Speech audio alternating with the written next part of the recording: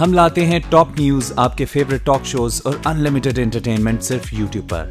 अगर आपने अभी तक हमारा चैनल सब्सक्राइब नहीं किया तो अभी सब्सक्राइब करें और बेल आइकॉन को क्लिक करके हमारी लेटेस्ट वीडियोस के बारे में अपडेट जानें। सब्सक्राइब कीजिए और हम आपको लिए चलेंगे आपकी फेवरेट वीडियो की तरफ।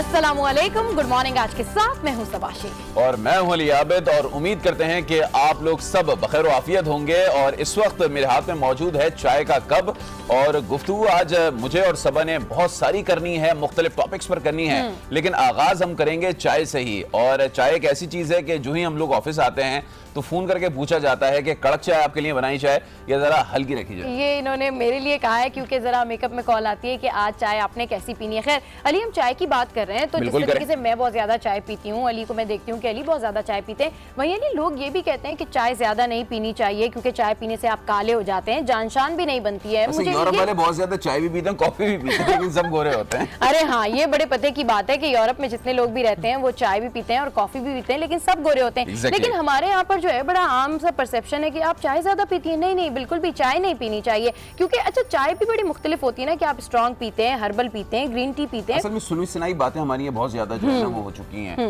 एक तो हम ज्यादातर इलाज जो है वो टोटकों पे करते हैं, रेमेडीज हमारी यहाँ बड़ी मशहूर हैं। इसी तरीके से हमारी मुख्तलिफ जो है वो परसेप्शंस हैं कि आप ये कर लेंगे तो ऐसा हो जाएगा, काली बिल्ली गुजर जाएगी, रास्ता काट जाएगी तो अच्छा हाँ, मिक्स हो रहे हैं ना, काली बिल्ली गुजर जाएगी तो फिर आपका पूरा दिन अच्छा नहीं गुजरेगा, चाय ज्यादा पिएंगे तो आप काले हो जाएंगे। हालांकि अगर रिसर्च करें तो चाय एक ऐसी बेहतरीन चीज है जो आपको मॉर्निंग में बहुत जरूरी पीनी चाहिए। पूरा दिन आपका एक तो फ्रेश गुजरेगा और साथ साथ जो आपके जिस्म में निकोटीन की किसको भी वो पूरा करती है और साथ साथ आपको बहुत ज्यादा एनर्जेटिक रखती है, रिफ्रेशिंग स्टार्ट देती है अली चाय। और चाय वो चीज है, चाय से दिन का उस तरीके से आगाज किया जाता है कि हर बंदा ऑफिस में आने के बाद या फिर अपने घर में भी सो के उठ के यही पूछता है कि जनाब चाय जो है वो कितनी देर में आ जाएगी। तो जनाब चाय से हो गया रिफ्रेशिंग स्टार्ट और जी हाँ, बात भी हो गई। और जो लोग टी लवर है उनको ये पता भी चल गया है कि अगर आप चाय पीते हैं तो बिंदास पीजिए क्योंकि इसका इतना ज्यादा कोई साइड इफेक्ट नहीं है। तो अली, जहां पर हम बात कर रहे हैं चाय के हवाले से, दिन के स्टार्ट के हवाले से, वहीं जब हमारा दिन का जब स्टार्ट होता है वहीं पे जब हम बातें करना शुरू करते हैं तो बहुत सारी हमारी टॉप स्टोरीज भी होती हैं जिसमें सोशल स्टोरीज भी होती हैं। और आजकल जो सबसे ज्यादा हाईलाइटेड स्टोरी है वो डेफिनेटली ट्रंप के हवाले से है, पाक अमेरिका ताल्लुकात के हवाले से है, मुल्क में क्या डेवलपमेंट हो रही है और अब 2018 में जो नून लीग की पॉलिसी होगी उस हवाले से हम बात करेंगे। लेकिन साथ साथ जो है आज हमारे साथ जो है एक बहुत जबरदस्त गेस्ट भी होंगे, स्पोर्ट्स पे भी आज हम बात करने वाले हैं और साथ साथ हम अपनी सोसाइटी के उस अहम पहलू की तरफ भी नजर डालेंगे, उसके ऊपर भी डिस्कशन करेंगे जिसके हवाले से काफी ज्यादा बातें होती हैं लेकिन लोगों को समझ में नहीं आता है कि आखिर इस टॉपिक का हल क्या है। और वो डेफिनेटली हम डिवोर्स के हवाले से बात करेंगे, इस सिलसिले में तो होगी और हालात हाजिरा पे भी बात करेंगे।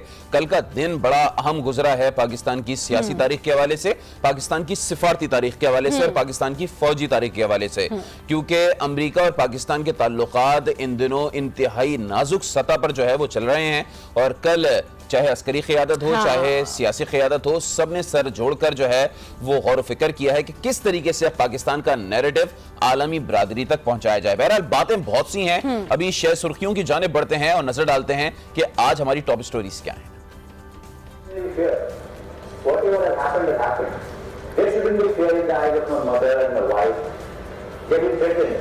The Indian diplomat or the Indian person who has come along with my mother was shouting on my mother the moment she stepped out or she was yelling at her. भारतीय सिफारतकार मेरी मां पर क्यों चिल्लाया? भारतीय जासूस कुलभूषण ने नई वीडियो पैगाम में सवाल उठा दिया। भारतीय प्रोपेगेंडा भी रद्द कर दिया। कुलभूषण का हाजिर सर्विस अफसर और भारतीय जासूस होने का एतराफ। एक बार फिर एतराफे जुर्म भी किया। मां और बीवी से मुलाकात पर पाकिस्तान का शुक्रिया अदा किया।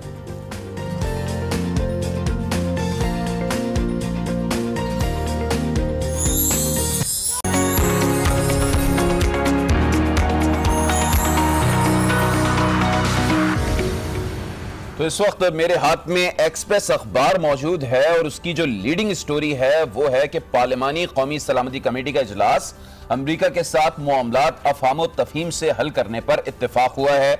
और ये बड़ा अहम जो है वो हम देख रहे हैं कि कल नैरेटिव सामने आया है पाकिस्तान का कि मुल्की वक़ार मजरूह नहीं होने दिया जाएगा। हुकूमती और अपोजिशन रहनुमाओं ने अमरीकी क़यादत के बयानात मुस्तरद कर दिए हैं। स्पीकर की ज़ेर सदारत इजलास आइंदा हफ्ते फिर तलब किया गया है और अहम बात यह है कि इसमें अस्करी क़यादत को बुलाने का फैसला किया गया है, क्योंकि कहा यह जा रहा था कि अस्करी क़यादत अमरीकी जो इस वक्त बयानिया है उस पर अपना अलग नैरेटिव देती है, पाकिस्तान की सिविल क़यादत जो है वो अलग से देती है। गो के देते एक ही हैं लेकिन अलग अलग बताया जाता है। लेकिन अब फैसला यह किया गया है कि क्यों ना पार्लियामेंट का मुश्तरका इजलास बुला लिया जाए और उसमें इन कैमरा ब्रीफिंग का एहतमाम भी किया जाए, अस्करी क़यादत भी उसमें इन्वॉल्व हो और तमाम तर सूरत हाल को डिस्कस किया जाए और उसके बाद एक मुश्तरका लाहेअमल इख्तियार किया जाए और मुश्तरका तौर पर अपना बयानिया दिया जाए। तो बहरहाल एक्सप्रेस ने आज यही लीडिंग स्टोरी लगाई। सही है, अमेरिका के हवाले से जो लीड स्टोरी अली ने आपको बताई है वो डेफिनेटली बिल्कुल इंतहाई अहमियत की हामिल है।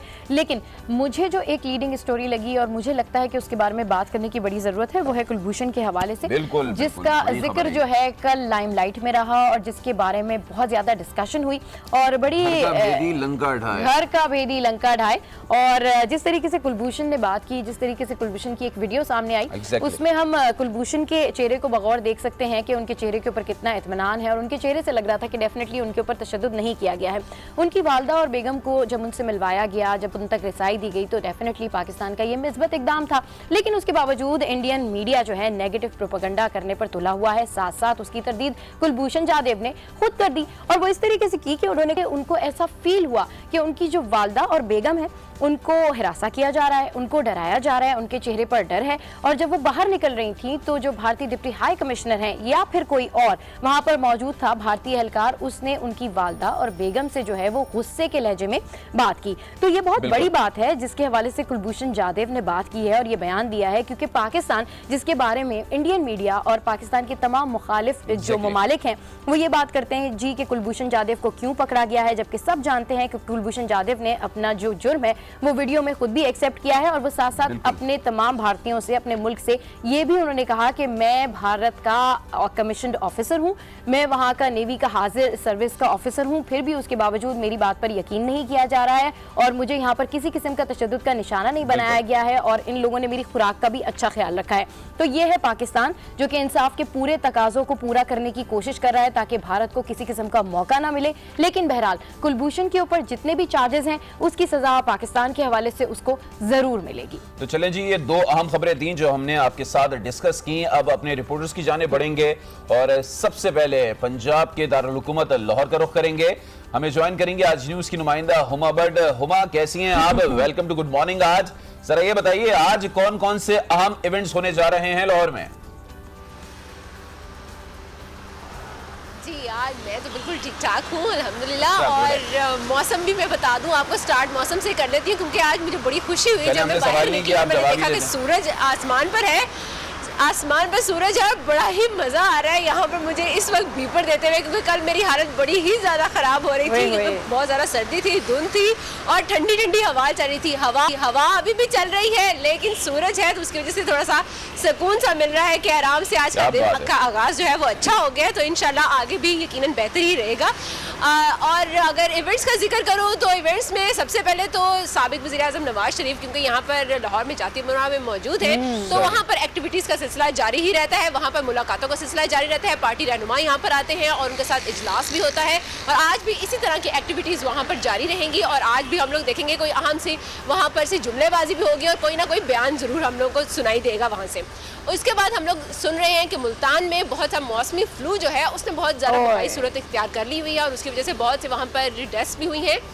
अनलाइक मुल्तान वहाँ पर तो यकीनन बना दिए गए हैं, वार्ड्स भी बना दिए गए हैं, लेकिन लाहौर में इस वक्त ऐसी कोई सूरत हाल नहीं है। लेकिन यहाँ पर सूरत हाल से बचने के लिए यहाँ पर एक्टिविटीज के हवाले से हमारी नुमाइंदा हुमा बट हमें अपडेट कर रही थी और साथ साथ हमें बता रही थी कि क्या क्या एक्टिविटीज हैं। नून लीग के पार्टी सदर नवाज शरीफ के हवाले से भी बता रही थी कि डेफिनेटली आजकल उनकी मसरूफियात कुछ ज्यादा हैं, जाती उम्रा में वो मौजूद है। रुख करेंगे हम पेशावर का और पेशावर में मौजूद है हमारे नुमाइंदे आसिफ शहजाद और उनसे जानते हैं कि आज शहर में क्या होने जा रहा है। आसिफ शहजाद, सबसे पहले ये बताइए कि पेशावर का मौसम कैसा है, कितनी ठंड है और बाकी क्या कोई इवेंट्स वगैरह भी हैं आज? जी बिल्कुल, सर्दी के हवाले से तो आपको बताता चलूं कि 2 दिन से जो था सूरज ने बिल्कुल अपना दीदार शहरियों को नहीं कराया, लेकिन आज सुबह जब सूरज जो वो धूप निकली है तो लोग जो है धूप में बैठे हैं, उसको एंजॉय भी कर रहे हैं। सर्दी की शिद्दत में इजाफा तो हो गया था। यहाँ पर जो मौसमी बीमारियाँ हैं उनमें भी बड़ा इजाफा हुआ है। इन्फ्लुएंजा जो कि पंजाब में बहुत ज़्यादा था, तो यहाँ पर भी जो है महकमा सेहत ने एडवाइजरी जारी की थी, तमाम अस्पतालों को हिदायत की है कि इसके लिए अलग वार्ड बनाए जाए। यहाँ पर वायरस की मौजूदगी के जो असरात हैं वो मौजूद हैं, लेकिन ताहाल कोई मरीज जो है वो यहाँ पर रिपोर्ट नहीं हुआ। अच्छा, कुछ दिनों पहले ये खबर भी तो आ रही थी ना कि सांस की बीमारी फैल गई है शहर में, अभी क्या सूरत हाल है उसकी? जी बिल्कुल, जैसा कि आपको बताया कि महकमा सेहत ने जो है एडवाइजरी भी जारी की हुई है। तमाम अस्पतालों को कहा गया है कि इस किस्म के जो मरीज आते हैं उनकी मुकम्मल तशखीस की जाए और महकमा सेहत को हर रोज़ की बुनियाद पर जो है आगाह किया जाए कि इस किस्म अगर मरीज रिपोर्ट हो रहे हैं तो उनके अलग वार्ड बनाए जाए और डॉक्टर्स की जो है सही वहाँ पर एक्स्ट्रा ड्यूटियाँ भी लगाई गई हैं। जब इवेंट्स की बात की जाए तो जो ज़ुल्फ़िकार अली भुट्टो की सालगिरह है जी, उस हवाले से मुख्तलिफ तकरीबात जो हैं वो यहाँ पर हो रही हैं। जबकि ठीक है, आसिफ शहजाद हमें अपडेट कर रहे हैं पेशावर से और वो यही बता रहे हैं अली, देखें जैसे कि लाहौर से उमा भट्ट ने बताया कि मल्टी फ्लू है और आसिफ शहजाद बता रहे हैं कि सर्दियों की आमद के साथ ही जैसे जैसे बढ़ती जा रही है तो वैसे वैसे शहरी जो हैं उनमें बीमारियां भी हो रही हैं, खास करके सांस की बीमारी जो कि मेरी अम्मी को भी है। और अली ने जो है बड़ी ज़बरदस्त किस्म की उनको दवा भेजी है। ब्लेड सी के फ़ायदा होता है या नहीं होता है, क्योंकि अली के बारे में एक चीज़ मैं मेंशन करना चाहूँगी कि अली जो है बड़ी अच्छी टिप्स देते भी हैं और अली के पास टोटके भी बड़े सारे होते हैं। तो अली अब लेट्स सी जब हम ब्रेक से वापस आएंगे तो आपने जो है वो स्किन के हवाले से जरूर टोटका देना है और बताना है कि हम भूल भी गए। हाँ बिल्कुल, कल भूल गए अली। तो स्किन कैसे बेहतर कर सकते हैं, सांस की बीमारी को कैसे दूर किया जा सकता है, ये अली के टोटके हम जानेंगे इस ब्रेक के बाद। So don't go anywhere, stay with us, keep watching good morning आज।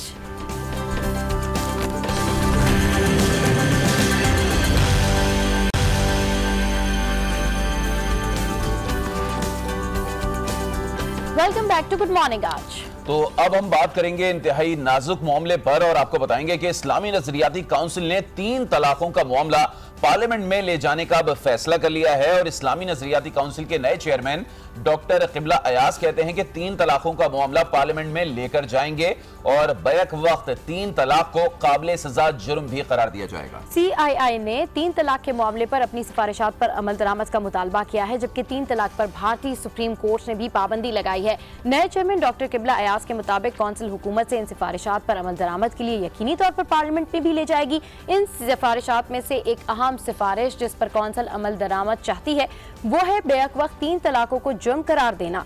3 तलाक एक ऐसा अमल है जिसमें मुसलमान शौहर अपनी बीवी को 3 बार तलाक का लफ्ज कहता है। बहरहाल इस्लाम इस हवाले से क्या कहता है और हमारी क्या सोच पाई जाती है, इस पर हम बात करेंगे। स्टूडियोज में इस वक्त हमें ज्वाइन कर चुके हैं इस्लामिक स्कॉलर हैं डॉक्टर शहरियार साहब, और बहुत बहुत शुक्रिया एक तो आप हमारे शो में आए। सबसे पहले ये बताइएगा कि ये बड़ा अहम और नाजुक मामला है, मुख्तलिफ फ़िक़े मुख्तलिफ राय रखते हैं इस मामले पर।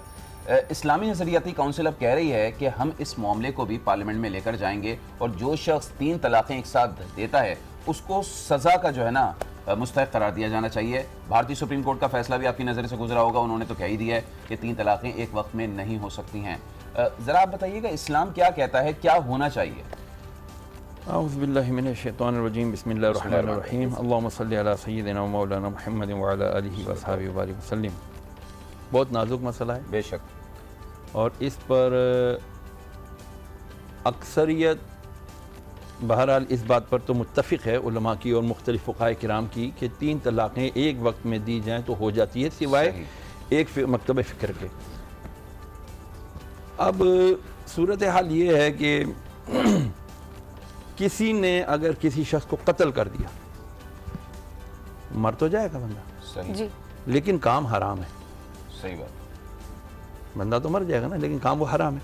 इसी तरह अल्लाह अज़्ज़ व जल सुनन निसाई में है, हज़ूर नबी करीम अलैहिस्सलाम ने इरशाद फरमाया कि अल्लाह तबारक व तआला ने जिन कामों को हलाल किया है लेकिन सबसे नापसंदीदा करार दिया है वो तलाक है।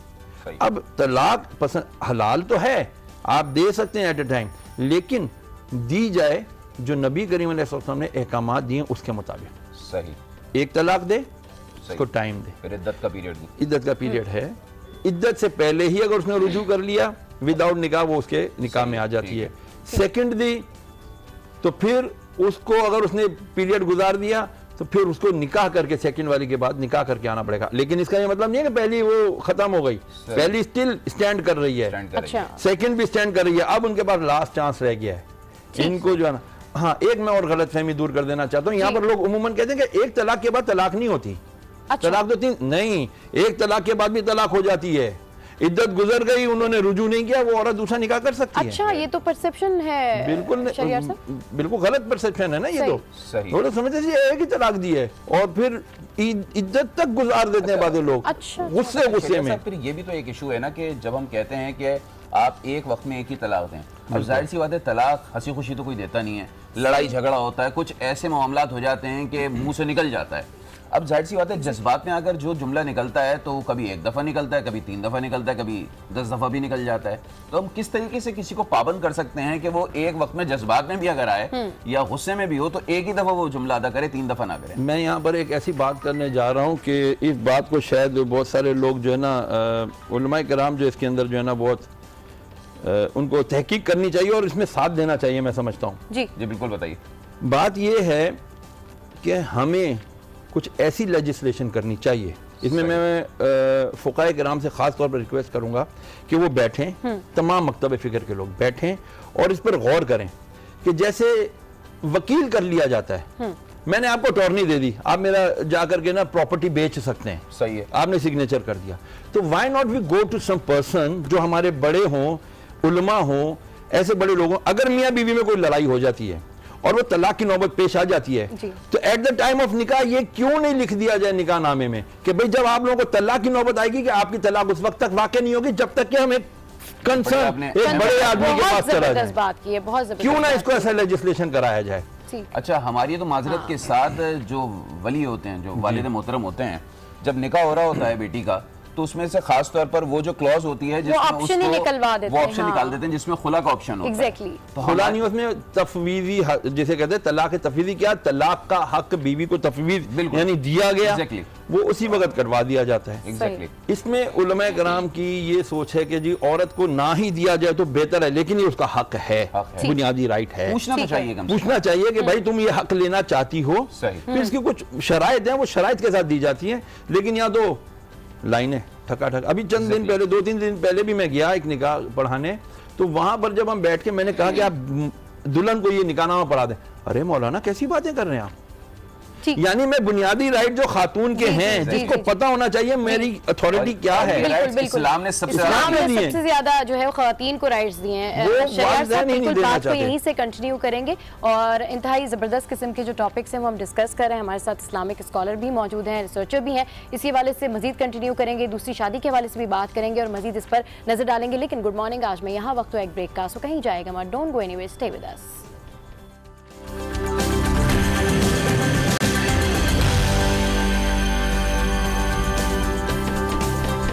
Welcome back to good morning आज। तो इस वक्त हमारे साथ स्टूडियोज़ में मौजूद हैं इस्लामिक स्कॉलर शरियार साहब, जिनसे हम इंतहाई अहम मौजू जो है वो डिस्कस कर रहे हैं।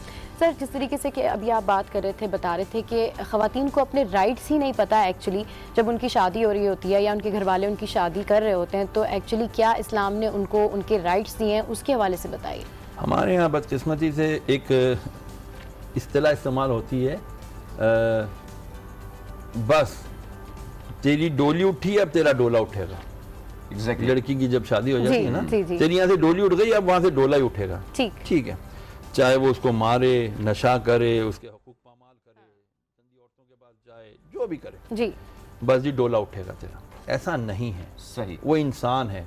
रसूल करीम अलैहि सल्लम ने खुतबा हुज्जतुल विदा में क्या इरशाद फरमाया, ए लोगों अल्लाह से डरो, मफहूम मत करो, ए लोगों अपनी औरतों के मामले में यानी बीवियों के मामले में अल्लाह से डरो, बिल्कुल, इसलिए कि वो तुम्हारी रायत में है, तुम्हारी कस्टडी में है और तुम उनके हाकिम नहीं हो, तुम कव्वामून हो, तुम उनके क्या कहना चाहिए गवर्नर हो, उनको गवर्न करने के लिए आए हो, उनको मेंटेन करने के लिए आए हो, उनको उनकी फैसिलिटेट करने के लिए आए हो।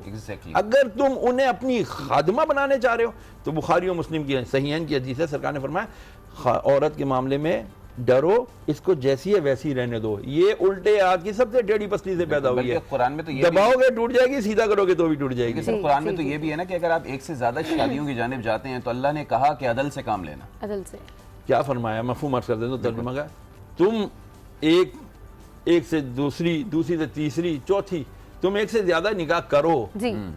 लेकिन अगर तुम अदल नहीं कर सकते तो एक ही पर ठहरे रहो। बिल्कुल ऑर्डर किया एक ही पर रहो। अदल करना तो वैसे ही बड़ा मुश्किल होता है। देखिए मैं आपसे अर्ज करूं कि कल क़यामत के दिन रसूल करीम अलैहि सल्लम ने इरशाद फरमाया, बंदे को ऐसे पेश होगा वो अल्लाह की बारगाह में, वो घिसट रहा होगा।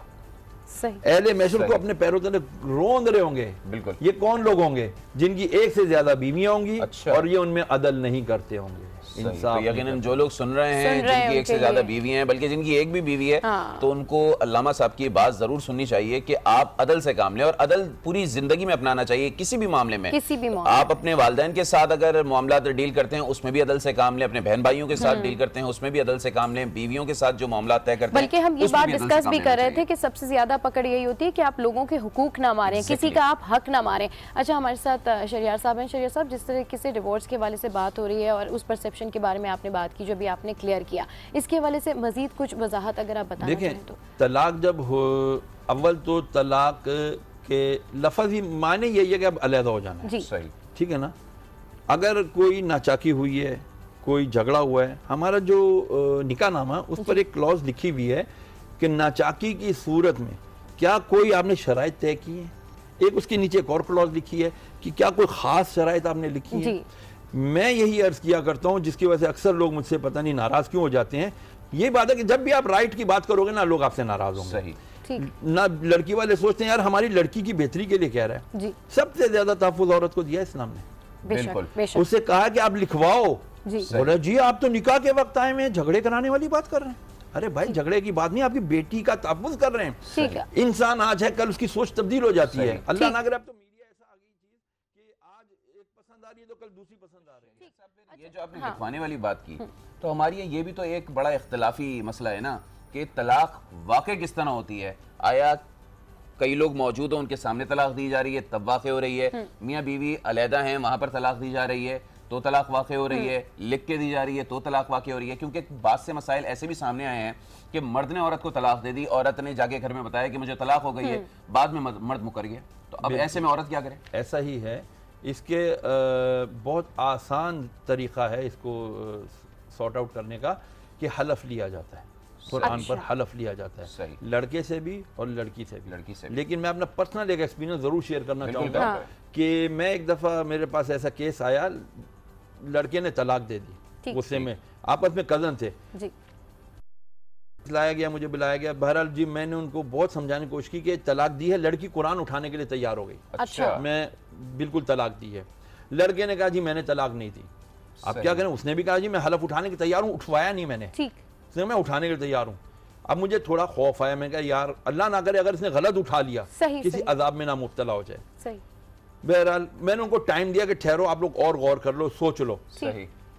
2 या 3 दिन बाद मुझे अचानक फोन आता है लड़की की माँ का, सर ये क्या हो गया? मैं क्या हुआ? वो लड़का आया है, 3 बच्चियां ले आया हमारे घर में और उसने बच्चियों का हाल दिखाया है। बेटी ने मेरी ने अपनी बच्चियों की हालत ज़ार देखी है, उसने उठाया सामान उठ के चली गई, जबकि उनकी तलाक वाकई हो चुकी हुई थी। अच्छा। क्योंकि लड़का मेरे सामने अकेले में, मैंने फिर उसको खौफ खुदा दिलाया, उसको समझाया यार ये है ये है ये, और वो बड़ा हाय अल्लाह मैं क्या कर चुका, ये मुझसे क्या हो। अच्छा, ये जो एक है बाद में जो आप रेगरेट कर रहे होते हैं, अगर लड़की की तरफ से कभी कभी ये होता है कि लड़की की जानिब से तलाक का मुतालबा किया जाता है या खुला का मुतालबा किया जाता है और उसको हो जाने के बाद, मतलब उसके करार हो जाने के बाद लड़की को दोबारा से ये ख्याल आए कि उसको अब रेगरेट हो रहा है और उसने ऐसा क्यों किया, तो उसके लिए फिर क्या है? उसके लिए हलाला है। अच्छा। लेकिन हलाला वो मादरत के साथ हमारे यहाँ तमाशा बना दिया गया है। ठीक। हलाला वो नहीं है जो हमारे यहाँ समझा जाता है। हमारी तो बिजनेस बन चुका है, बिजनेस बन चुका है, ये कॉन्ट्रैक्ट हो जाता है, जो कि कतन अगर कोई इस तरह का हलाला करके दोबारा रह भी रहे, ये मेरी राय है, मैं अपनी राय बता रहा हूँ कि वो हराम जिंदगी गुजारे। अच्छा, अब ये बताइए ना मौलाना साहब, हम बातें तो कर रहे हैं इस हवाले से, लेकिन अब तजवीज़ क्या होनी चाहिए? इस्लामी नजरियाती काउंसिल कह रही है कि हम पार्लियामेंट में ले जाएंगे ये मामले को, तो आखिर कानून साजी ऐसी क्या होनी चाहिए? किस तरीके से हम अपनी बहनों अपनी बेटियों की जिंदगियों को बचा सकते हैं? वो एक बहुत हाई लेवल पे वो कानून साजी करने जा रहे हैं। सही। आज आपको पता है कोई कह रहा है मुझे क्यों निकाला, लेकिन आज तक उसके ऊपर कोई कानून नफाज नहीं हुआ। ठीक है ना? मैंने कुछ सिफारिशात मुरतब की हैं कि मैं ये चाह रहा हूँ कि जब भी खुदा ना खादा कोई प्रॉब्लम हो घर में किसी में, तो वहाँ की यूनियन काउंसिल जो वहाँ काउंसिल होती है, हमारे यहाँ सिस्टम गवर्नमेंट का निज़ाम है ना, तो वहाँ की यूनियन काउंसिल में जाकर पाबंद किया जाएगा जब भी तलाक का फैसला होगा यूनियन काउंसिल में होगा। अच्छा, सही। नंबर 2, यूनियन काउंसिल में कम से कम एक मुस्तनद आलिम दीन मुतय्यन डेप्यूट किया जाए। सही। नंबर 3, 3 तलाक जिसने इकट्ठी एक सूरत में दे दी उसको ऐसी सजा दी जाए, ऐसी सजा दी जाए, वो पब्लिक की जाए सजा। अच्छा, कम से कम 80 कोड़े या ऐसी। अब मैं क्या अर्ज करूं, आपको ही पता है जी, अल्लाह के नाम पर 4 साल बाद किसी को माफ कर दिया गया कत्ल। सही है, बिल्कुल। किसी ने पूछा कि उसकी दियत क्या है जी। मैंने जो अपनी महदूद मेरी जो स्टडी है उसके अंदर देखा कम अज कम 100 ऊंट 1.25 से 1.5 लाख रुपए का एक ऊंट है। 100 ऊंट 1.5 करोड़ रुपया कमो बेच बन जाती है। लेकिन यहाँ तो बहुत करोड़पति लोग हैं, वो तो इससे भी ज्यादा दे सकते हैं और दे देकर रेमंड जेविस जैसे भी भाग गए यहाँ से। अर्ज करने का मकसद ये कि ऐसी शराइत कड़ी लगाई जाए तलाक के ऊपर कि अगर तुमने तलाक दी, ये इसीलिए तो लिखा गया उसके अंदर कि भाई अगर आप लिखवाएं नचाकी की सूरत में कोई चीज, अगर लड़के ने दूसरी शादी की, जैसे सारिम बर्नी का जब शेल्टर होंगे हम निकाह पढ़ाने जाता हूं मैं उनके, उसमें बाकायदा लिखा था लड़के ने अगर दूसरी शादी की बगैर किसी वजह के, भाई औलाद नहीं हो रही, जो शरण वजूहात उसके अलावा अगर उसने एम ही उससे आंख में टक्का हो गया तो मैंने शादी कर ली उससे, अगर बगैर किसी वजह उसने दूसरी शादी की या तलाक दी तो उसको कम से कम 10 लाख रुपए हर जाना अदा करना पड़ेगा और इतने अरसे तक ये देना पड़ेगा। तो ये तजावीज़ है कि अगर और फौरन अगर खुदा ना खाता तलाक वाक़ई हो भी जाती है, सही है, अल्लाह ना करे किसी बच्ची का घर खराब हो, फौरन उस लड़की को चाहिए कि वो इज्जत के बाद अल्लाह ने उसको हुक्म दिया कुरान में, वो फौरन दूसरा निकाह। ठीक है, अच्छा, बिल्कुल शहरियार साहब, जहाँ पर इतनी सारी तजावीज़ सामने आई हैं और जहाँ पर ये तमाम हमने परसेप्शन जो मिसकंसेप्शन थी वो क्लियर की हैं, वहीं एक अफसोसनाक खबर भी कल हम सबको मिली और वो है जुबैदा आपा के हवाले से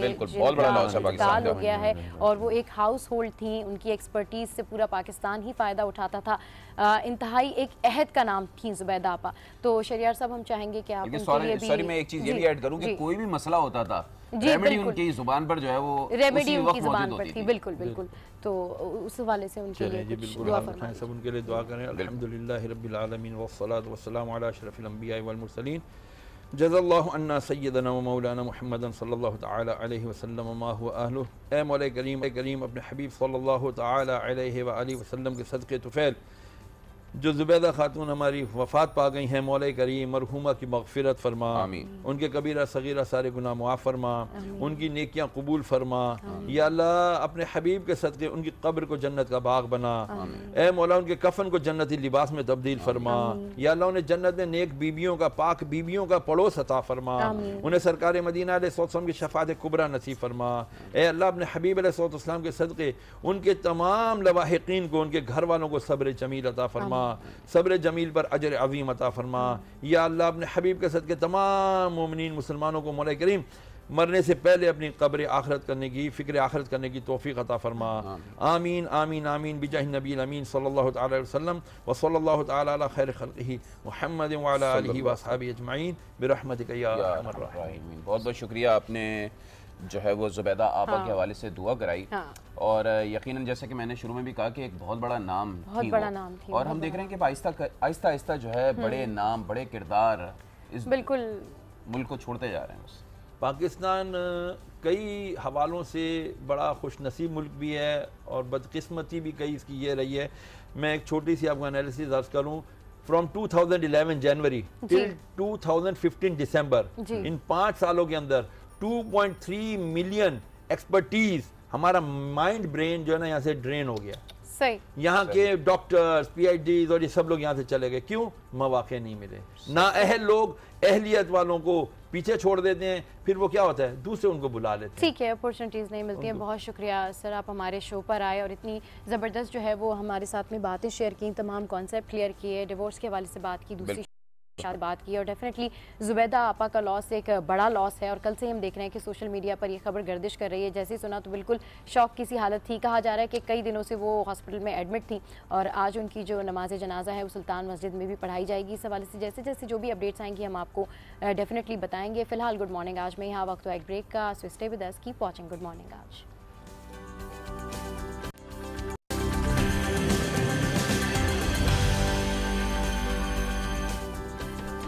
वेलकम बैक अगेन। और अब आपको बताएंगे कि अमेरिका तो इल्जाम पर इल्जाम लगा रहा है पाकिस्तान पर, और हम ये कई अरसे से देख रहे हैं, और भारत की जुबान बोलने की वो कोशिश कर रहा है। लेकिन अगर भारतीय एजेंट कुलभूषण की बात करें तो उसने एक बार फिर भारत का मकरू चेहरा बेनकाब कर दिया है, और उसने कहा है कि भारतीय बहरिया का वो कमीशन ऑफिसर है, और साथ साथ कहा है कि मेरे इंटेलिजेंस एजेंसी के लिए काम करने को भारत क्यों झुठला रहा है। इसी हवाले से एक स्पेशल रिपोर्ट हमने तैयार किया, आइए आपको दिखाते हैं। Commissioned officer in the Indian Navy.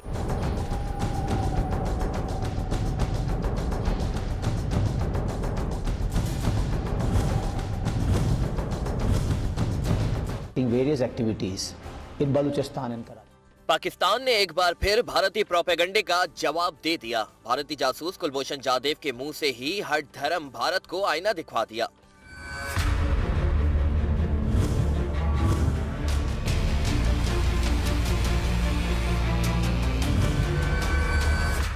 Kulbhushan ने कहा कि वालिदा और अहलिया से मुलाकात के दौरान महसूस हुआ कि वो दोनों खौफजदा और सहमी हुई थीं। भारतीय एहलकार मेरी वालिदा को धमका रहा था। मुझे ऐसा लग रहा था कि मेरी वालिदा को जहाज में मार पीट कर लाया गया है। कुलभूषण जादेव ने ये सवाल भी उठाया कि हमारी मुलाकात के बाद भारतीय सफारतकार मेरी वालिदा पर क्यों चिल्ला रहा था।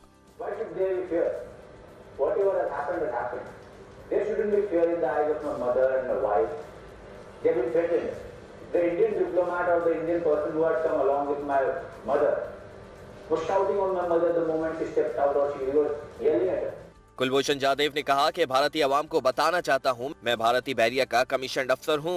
मेरे इंटेलिजेंस एजेंसी के लिए काम करने का मामला झुटलाया क्यों जा रहा है। I have to say one thing very important here for the Indian public and the Indian crowd and the Indian government and people in Navy, that my commission is not gone. I'm a commissioned officer of the Indian Navy. वालिदा और अहलिया से मुलाकात कराने पर भारतीय जासूस ने पाकिस्तान का शुक्रिया अदा किया और कहा कि मुझ पर किसी किस्म का तशद्दुद नहीं किया गया। मेरी वालिदा भी तंदुरुस्त देखकर खुश हुई। और इस सारे मामले पर बात करने के लिए हमारे साथ इस वक्त वीडियो लिंक पर मौजूद है दिफाई तज्जियाकार इम्तियाज गुल साहब। अस्सलाम वालेकुम sir and welcome to good morning. आज सर भारतीय जासूस कुलभूषण जादेव, दहशतगर्द जादेव का एक और वीडियो बयान जारी किया गया है जिसमें कुलभूषण ने कहा है कि भारतीय आवाम को बताना चाहता हूं कि मैं भारतीय बहरिया का कमीशन ऑफिसर हूं, और साथ साथ इस हवाले से उसने अपनी जो पूरा पोर्टफोलियो है उसको बाकायदा तौर पर वाजे किया अपनी वीडियो में। और इस बयान के बाद मेरे ख्याल में भारत में अब कोई इबाहम नहीं होना चाहिए, लेकिन फिर भी जो है वो इबाहम की वहाँ पर सियासत हो रही है। इस सारी सूरत हाल को आप कैसा देखते हैं? देखिए, अच्छी बात है कि कुलभूषण जाधव के मुँह से ही भारत के अवाम को ये बात सुनने को मिले कि वो अभी भी भारतीय बहरिया का बाकायदा कमीशन ऑफिसर है। और पाकिस्तान और भारत के दरमियान हालिया तलखी भी शायद इसी वजह से है कि पाकिस्तान की तरफ से कम 17 मरतबा ये दरख्वास्त की जा चुकी है भारतीय हुकूमत से कि जाधव को जो इस वक्त तनख्वाह मिल रही है या मिलती रही है उसका रिकॉर्ड दिया जाए, लेकिन भारतीय हुकूमत अभी तक उससे गुरेज़ा रही है। शायद वो इसलिए हिचकिचा रहे हैं कि नहीं चाहते कि इससे साबित हो जाए कि वाक़तन जाधव इंडियन नेवी का बाकायदा एक अफसर है और ये कि उसको तनख्वाह मिल रही है और उसे वाक़तन जासूसी के लिए पाकिस्तान भेजा गया था। अच्छा, ये बताइएगा, कुलभूषण का बयान और वज़ीर ख़ारजा सुषमा स्वराज की बातें, तो इम्तियाज गुल साहब साफ नजर आ रहा है कि भारतीय मीडिया और भारतीय हुकूमत किस तरह पाकिस्तान के खिलाफ मनफी प्रोपेगेंडा करते हैं। कुलभूषण तो खुद कह रहा है कि उस पर तशद्दुद नहीं किया गया, और अगर भारतीय हुकूमत और भारतीय मीडिया को देखें तो बिल्कुल बरअक्स मंजर दिखा रहा है।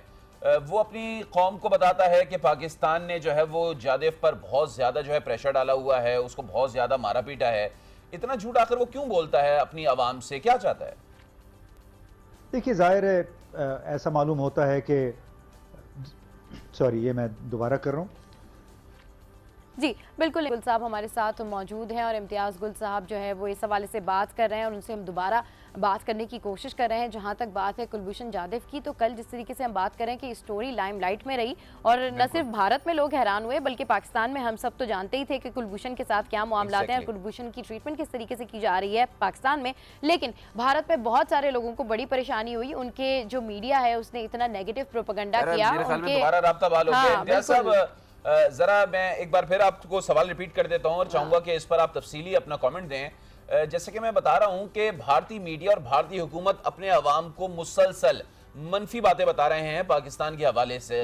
कुलभूषण की बात कर लें, वो कहते हैं कि कुलभूषण पर हमने तशद्दुद किया है, कुलभूषण को जो है वो हमने प्रेशर में डालकर बयान लिया है। अब खुद कुलभूषण कह रहा है कि उस पर तशद्दुद नहीं किया गया, वीडियो सामने मौजूद है, कहीं कोई जख्म नहीं है। तो ये भारतीय मीडिया, भारतीय हुकूमत बरक्स क्यों बताते हैं पाकिस्तान का इमेज? कि जाहिर है भारत इस सूरत हाल से परेशान तो होगा, क्योंकि उनका एक हाजिर सर्विस नेवल अफसर जासूसी के इल्ज़ाम में पाकिस्तान से गिरफ्तार हुआ है।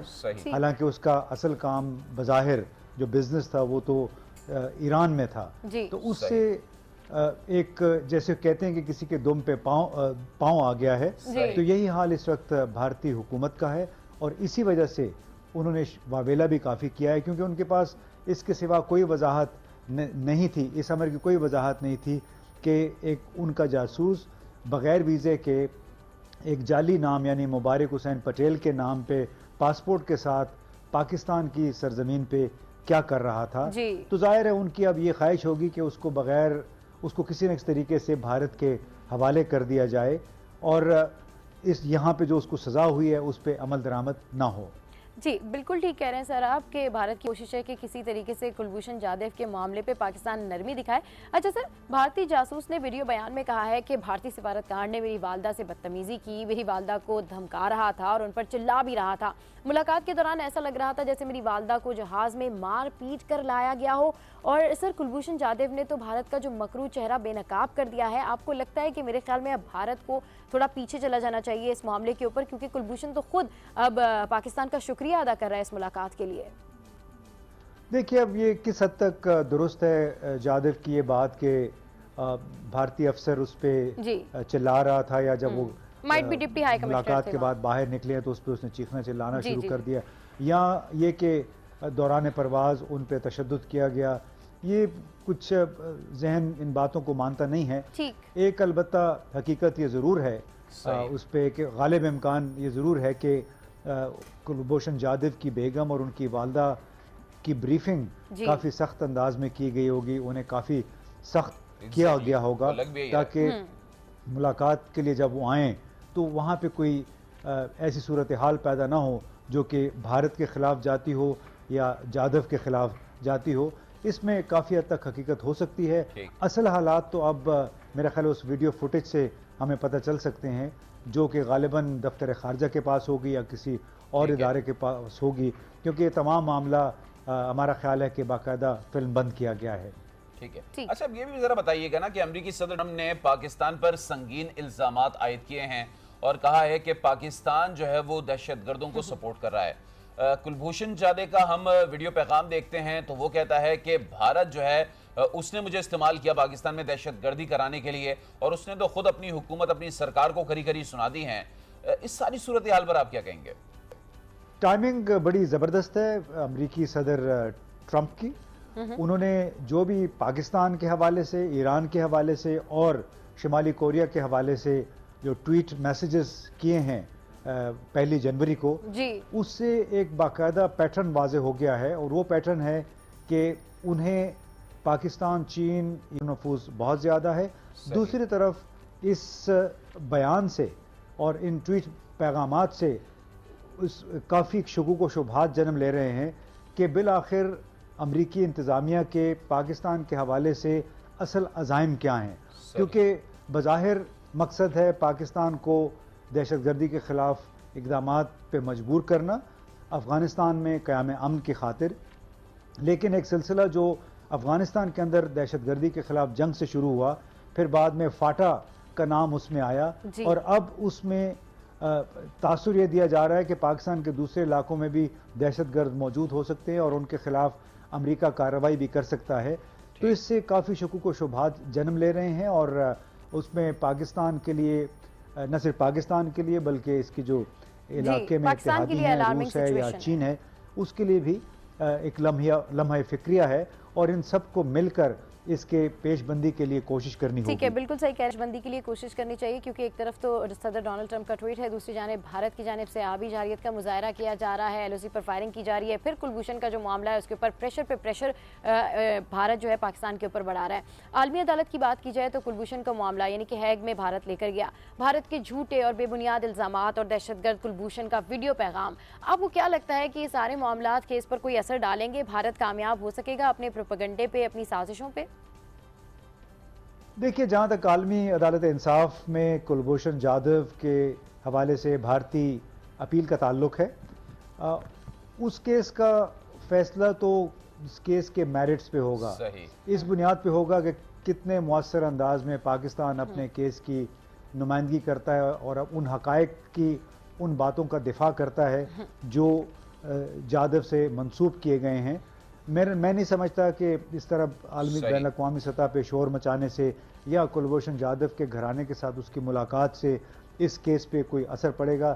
असल असर इस केस के हकायक से पड़ेगा कि उसमें पाकिस्तान क्या क्या चीजें सबूत के तौर पे पेश करता है। ठीक है, इम्तियाज गुल साहब, आप हमारे साथ मौजूद रहे। और सबा वो कहते हैं ना कि अपने ही गिराते हैं नशेमन पर बिजलियां, तो कुलभूषण ने भारत पर जो है वो बिजली गिरा दी। अब ये जो पहले एक बयान, इकबाली बयान सामने आया था जिसमें उसने इकरार कर लिया था कि वो एजेंट है भारतीय और पाकिस्तान में दहशतगर्दी की कार्रवाइयां करता रहा है, रॉ का एजेंट है, पाकिस्तान की मुख्तलिफ जो मुसल्लह तंजीमें हैं जो पाकिस्तान के खिलाफ लड़ रही हैं उनको सपोर्ट करता है, माली तौर पे भी सपोर्ट करता है और हथियार भी फराहम करता है और भारतीय हुकूमत की ईमा पर फराहम करता है। तो अब एक तो वो बयान था, कन्फेशन बयान, और अब एक दूसरा बयान सामने आया जिसमें वो पाकिस्तानी हुकूमत का शुक्रिया अदा कर रहा है और अपनी ही सरकार को खरी खरी सुना रहा है। बिल्कुल, इसको कहते हैं कि सांच को आंच नहीं होती। खैर जनाब, आगे बढ़ते हैं और अब कुछ बात करते हैं हम जनवरी की 5 तारीख, यानी कि दुनिया में इस एहसास शख्सियत का यौम पैदाइश है जिसके पाकिस्तान पर एहसानात से इसके दुश्मन भी इनकार नहीं कर सकते हैं। जी हाँ, बिल्कुल, मैं बात कर रही हूँ जुल्फ़िकार अली भुट्टो साहब की। ज़ात के हवाले से किसी को हज़ार इख्तिलाफात हों तो हों, पर यह सच्चाई अपनी जगह है कि वो एक तारीख साज अहद आफरी शख्सियत थे। बिल्कुल, वो पाकिस्तान की तारीख का एक बहुत बड़ा नाम और नाकाबिले फरामोश किरदार हैं और भुट्टो की 90वीं सालगिरह आज मनाई जा रही है। 5 जनवरी 1928 को लाड़काना में वो पैदा हुए थे और जुल्फ़िकार अली भुट्टो ने मुल्क के वज़ीर आज़म की हैसियत से भी खिदमात सर अंजाम दी हैं 1970 के डेकेड में। उनके वालिद की अगर बात करें सर शाहनवाज भुट्टो की, तो जूनागढ़ की मुस्लिम रियासत में वो दीवान थे, बहुत बड़ी शख्सियत थे जुल्फ़िकार अली भुट्टो। और वो शहीद तो हो गए, लेकिन हमने देखा कि आज भी उनके नाम पर उनकी पार्टी को वोट मिलता है। उनकी पार्टी आज भी अगर वोट मांगने जाती है तो पहले उनकी कुर्बानी को याद दिलाती है, उनका नाम लेती है, उसके बाद फिर वो अपनी जो भी उसने खिदमात दी हैं। और अली, उनके दीवाने, उनके जियाले जो हैं वो आज भी उसी तरीके से सरगर्म है और उनके लिए आज भी उसी तरह के जज्बात रखते हैं। तो ये स्पेशल रिपोर्ट देखिए।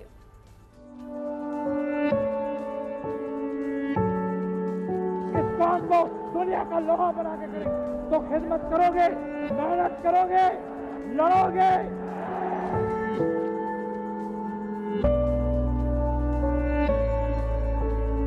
जुल्फ़िकार अली भुट्टो इंतहाई मुदब्बिर सियासतदान, आला तालीम याफ्ता, बेहद वसीउल मुताल्ला, वक्त के नब्ज़ शनास और मुनफरिद शख्सियत के मालिक थे। उन्होंने दुनिया से अपनी खिताबत और जहानत का लोहा मनवाया। 14th or 15th of December 1971. I will not be a party to it. We will fight. We'll go back and fight. My country hearkens for me. Why should I waste my time here in the Security Council? I'm going.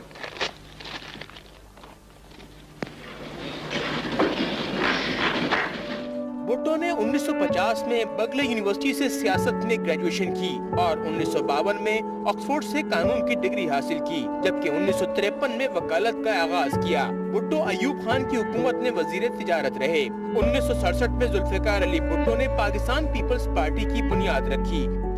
हमने सियासत में एक नई जमात का दाखिला किया। आपको याद होगा कि मैंने उस वक्त आपसे वायदे ये किए थे कि इस्लाम हमारा दीन है, जमहूरियत हमारी सियासत है और 1971 से 1973 तक मुल्क के सदर के ओहदे पर काम करते रहे। 14 अगस्त 1973 को नए आइन के तहत मुल्क के वजीर आजम के ओहदे का हल्फ उठाया।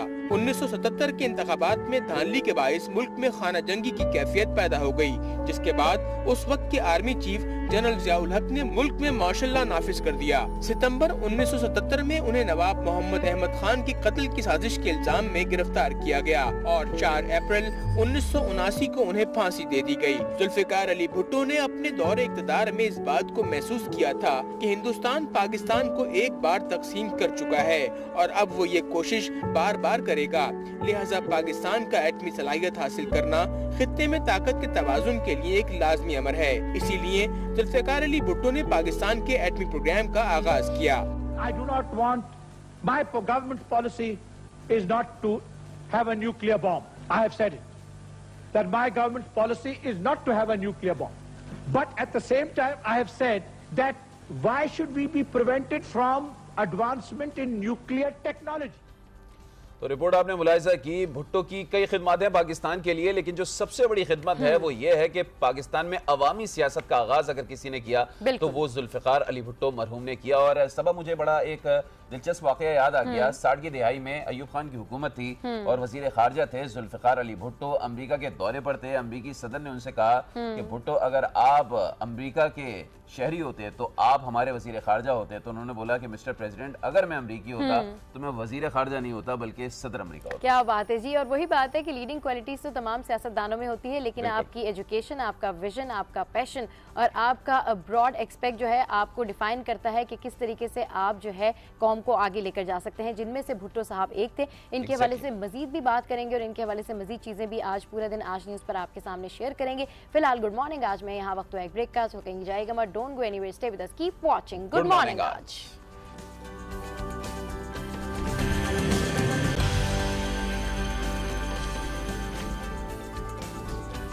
Welcome back to good morning Aaj. और अब कुछ मजे मजे की बातें हो जाएं। अभी आपको बताएं कि आपने भारतीय अदाकार नाना पाटेकर को तो देखा होगा, उनकी अदाकारी और कॉमेडी से आप खूब लुत्फानंदोज भी हुए होंगे। लेकिन नाना पाटेकर सिर्फ इंडिया में ही मौजूद नहीं है, बल्कि एक नाना पाटेकर पाकिस्तान में भी मौजूद हैं और उन्होंने इस वक्त सोशल मीडिया पर धूम मचाई हुई है। ये साहब हिट तो सोशल मीडिया पर नाना पाटेकर से हुए हैं, लेकिन इसके बाद उन्होंने और भी कई अदाकारों और गुलकारों की ऐसी ऐसी आवाजें निकाली हैं कि आप दम बखुद रह जाएंगे। आपको पहले एक रिपोर्ट दिखाते हैं और कुछ वीडियोस दिखाते हैं और उसके बाद फिर उनसे बात भी करेंगे, वो हमें ज्वाइन करेंगे स्टूडियो में। क्या होगा कि हम किसकी बात कर रहे हैं? जी हाँ, हम बात कर रहे हैं social media star Sajid Ali की, जो इस वक्त हमारे साथ स्टूडियोज में मौजूद हैं और इनसे बहुत ढेर सारी जो है वो हमने बातें भी करनी है। So Sajid Ali, welcome to good morning Aaj. कैसे हैं आप? अस्सलाम वालेकुम। और सबसे पहले आपका बहुत बहुत शुक्रिया आपकी टीम का और आज टीवी के आपने मुझे इनवाइट किया और इतनी सुबह सुबह बुलाया कि पहली बार ऐसा कोई शो मैं इतनी अर्ली मॉर्निंग कर रहा हूँ। अच्छा, चलें ये भी आपके लिए एक एक्सपीरियंस है कि पहली दफा आपको शो अर्ली मॉर्निंग कर रहे हैं। हाँ, जल्दी उठा दिया ना। इस पे हम थोड़ा सा करेंगे। अच्छा, नाना पाटेकर आवाज में उन्होंने क्यों उठाया जल्दी? चलें बिल्कुल करके दिखाएं, क्यों उठा दिया हमने जल्दी आपको? फर्स्ट करने के वही आ गए नाना भाई, सुबह सुबह आ गए फर्स्ट टाइम। क्या सुबह सुबह उठा दिया? लोग अपनी माँ की आवाज सुन के नहीं उठते, इस लड़की ने ऐसे ही उठा दिया, देखो। क्या बात है साजिद, जबरदस्त। आते ही आपने जो है ना बड़ा जबरदस्त एक्ट करके दिखाया। साजिद, कब से कर रहे हैं मिमिक्री? एकदम से शौक कैसे उठा? बचपन से कर रहे हैं और स्कूल के वक्तों से अमिताभ बच्चन, नाना पाटेकर, उनके गाने, सिंगिंग वगैरह, उनके एनुअल फंक्शंस वगैरह करते आ रहे हैं। और उसके बाद फिर थोड़ा सा हमने जो है वो इस फील्ड को लाए स्टेज पे। स्टेज कर रहा हूँ तकरीबन 6 साल से और नाउ। तो यानी ये कि सब कुछ अकेले किया या शुरू से ही 2 3 4 दोस्त भी साथ रहे इस पूरे में? अकेला नहीं हूँ मैं। मतलब स्टार्टिंग में मेरे फ्रेंड्स ने मुझे बहुत सपोर्ट किया जो इस फील्ड में थे और सोशल मीडिया का अकाउंट बनाया मेरा और तमाम चीज़ें अपडेट करी, मुझे बहुत पुश किया कि यार करो करो करो। करा तो फिर घर वालों की तरफ से कैसा रिस्पांस? बहुत अच्छा रिस्पांस। अच्छा, शुरू से ही सपोर्ट किया? बहुत सपोर्ट है। चलिए साजिद, आप लोग बातें कर रहे हैं ना, तो बिल्कुल मैं बहुत ज़्यादा एक्साइटेड हूँ कि मुझे साजिद से बहुत सारी बातें नहीं करनी है, मुझे बहुत सारी मिमिक्री करवानी है। हाँ, आपको सुनना है, क्योंकि मैं ये मानती हूँ कि जो स्टार्स होते हैं वो डेफिनेटली स्टार्स होते हैं, लेकिन उनकी मिमिक्री करने वाले भी जो है वो बहुत बड़े स्टार्स होते हैं। तो साजिद बिल्कुल शुरू हो जाए कि आप किसकी मिमिक्री हमें पहले करके सुना रहे हैं? आप बताइए। अमिताभ की करें। अमिताभ बच्चन साहब को यहाँ पे इनवाइट किया गया और उसके बाद उनको बोला कि सर आप जरा बाहर वेट करें गेट पे। और अब बाहर गार्ड से बात कर रहे हैं और देखिए भाई साहब, मैं जो है वो यहाँ पे आया हूँ और हाफिज साहब कोई होता है और साथ में कोई सवा बच्ची होती है छोटी सी। सवा बच्ची? हाँ, बड़ी क्यूट सी बच्ची है। तो देखिए भाई साहब जानते हैं, अब गार्ड बोल रहा है भाई अब आप ऐसे नहीं जाओगे, पहले आपका कार्ड जो है ना वो यहाँ पे सबमिट होगा। और देखिए भाई साहब रुकिए, मैं कॉल करता हूँ, और कॉल कर रहे हैं बड़ी डर डर के अभी बड़ी हुमैर को कॉल। उमर साहब ये क्या चक्कर लगा रखा आपने? मतलब सुबह सुबह आपने गुरु मंदिर बुला लिया है और यहाँ खड़े हुए हैं, दो मट्टी उड़ाई है, कोई ख्याल ही नहीं है आपको भाई साहब? अरे नहीं आ रहे कैसे आप? ठीक ठाक है? बिल्कुल ठीक ठाक है। अमित जी कैसे हैं आप? आजकल बड़ी सारी फिल्म्स नहीं आ रही हैं आपकी? अरे देखो बेटी, उम्र हो गई है, काम कम मिलता है, तो एड से काम चला रहे, पेट चल रहा है। ठीक ठीक ठीक ठीक। अभिषेक ठीक है? अभिषेक जो है वो बस ठीक ही है। अच्छा, ये तो बताएं, अभिषेक उस तरीके से कामयाब नहीं हुआ जैसे कि आप हुए। अब देखिए हर जो कला है वो औलाद में नहीं होती, लेकिन शक्ल सूरत और जबरदस्त जबरदस्त। आप कला हैं, वो कलाकार है। वो कलाकार है, हम कला है। अच्छा, किसी और? ठीक है जी। शाहरुख खान की कर सकते हैं? आपको सुनाते हैं, उनकी आजकल बड़े टॉप चल रहे हैं इंडिया में, नवाजुद्दीन साहब। अरे वाह वाह, बहुत रियलिस्टिक एक्टर है, मैं उनका बड़ा फैन हूँ। चांद नवाब, हमारे चांद नवाब साहब, उनकी भी मिमिक्री करते हैं अभी। कराची में शदीद गर्मी का बाइस, उनका तो वो स्टाइल है जो असल वाला है, वो मैं क्या करता हूँ कि फर्ज कर लें कि इस स्टेज पे, मतलब इस शो में वो ऑफिस बॉय समझते हैं, आते हैं, बिस्किट रखते हैं, चाय लेके चले जाते हैं। आपने रोक लिया, यार नवाजुद्दीन आप कब से काम कर रहे हैं यहाँ पे? साहब मेरे को पूरा 6 महीना हो गया साहब। अच्छा, तो सभा से कुछ शिकायत है? साहब ये मेरे पे बहुत जुल्म करती है साहब, सुबह शाम दिन रात पानी पानी, मेरे को यहाँ जाना वहाँ जाना, बिस्किट ला के तो मेरे को शिकायतें शुरू कर रहे हैं। इन्हें कैसे पता चला? फिर आबिद भाई पे आए कि साहब आप एकदम झकाझक में साहब करके काम निकालते हो साहब मेरा। Superb superb superb. अच्छा, इतनी जबरदस्त आप मिमिक्री कर रहे हैं, सुबह सुबह का टाइम है, अर्ली मॉर्निंग, वैसे ही दिमाग नहीं चल रहा होता, तो आगे फ्यूचर प्लान्स क्या हैं? इतना जबरदस्त आपके पास आर्ट है, टैलेंट है, कैसे इसको आगे फिर आपने देखा है कि फ्यूचर में कहाँ? असल जो टारगेट है ना वो ये है कि पाकिस्तानी फिल्म इंडस्ट्री हमारी अब माशाल्लाह बढ़ रही है, तो हम उसके लिए कुछ काम करेंगे, अच्छा काम करेंगे। अच्छा, आप कंटेंट राइटर भी तो हैं, सिर्फ मिमिक्री आर्टिस्ट ही नहीं, कंटेंट राइटर भी हैं, बहुत अच्छा कंटेंट लिखते हैं, और अभी हमने देखा भी कि आप बहुत अच्छा कंटेंट लिखते हैं, जितनी भी मिमिक्री करते हैं वो अपना खुद ही कंटेंट आप लिख के करते हैं, तो आगे जाके मतलब राइटर बनने का भी कोई इम्कान है क्या? है ऐसा हो सकता है कि अगर अगर देखिए कंटेंट राइटिंग जो मैं करता हूँ वो माशरे को देख के करता हूँ। जो ये वीडियोस हिट होती हैं उसलिए होती हैं कि आम इंसान की ज़िंदगी में क्या क्या फैक्ट्स होते हैं, क्या क्या प्रॉब्लम्स होती हैं, हम उसको मद्देनजर रखते हुए कंटेंट बनाते हैं, फिर वो उनको टच करता है कि यार ये ठीक है, इसने मेरे बारे में बात कैसा हुआ है, तो सही लोग अपने आप को रिलेट करने लगते हैं उस स्टोरी के साथ में। ठीक है, हमारे साथ में साजिद अली तो बैठे हैं, इनसे बड़े मजे की चिट-चैट भी करेंगे, लेकिन साजिद अली ने जो है कुछ सॉन्ग भी जो है गाएं और बड़े जबरदस्त गाएं, और किस किस की आवाज में गाएं ये दिखाते हैं आपको, लेकिन आपको उससे पहले ये बताएं कि ये 55 सिंगर्स हैं जिनकी आवाज में साजिद ने ये सॉन्ग्स गाए हैं। 55 सॉन्ग्स तो नहीं सुना सकते, चंद सॉन्ग्स हैं, पहले वो सुन लीजिए। यकीन जाने मतलब शॉक में आ गया था मैं बिल्कुल भाई, मतलब मैंने 2 in 1 सुने, 3 in 1 सुने, 10 in 1 भी सुन लिए, ये 55 in 1 आपकी सूरत में एक अजीब प्रोडक्ट सामने आई है। Thank you so much, amazing. Sajid, आप जिस तरीके से मिमिक्री कर रहे हैं, लोग वैसे डायलॉग्स की मिमिक्री करते हैं, पर्सनालिटीज की करते हैं, सिंगर्स की मिमिक्री, मतलब ये सारे आइडियाज जनरेट कहाँ से होते हैं, एकदम से कैसे आ जाते हैं सारे आइडियाज? बल्कि अंतरा भी उन्हीं के स्टाइल में। हाँ, असल में और एक्सप्रेशंस भी वैसे ही हैं। ये सारी ऑब्जर्वेशंस हैं, और जब आप किसी को लाइक करते हैं, पसंद करते हैं, या आपको उसको रोल मॉडल समझते हैं, तो फिर आप उसकी मिमिक्री भी करते हैं। मतलब कितने रोल मॉडल हैं?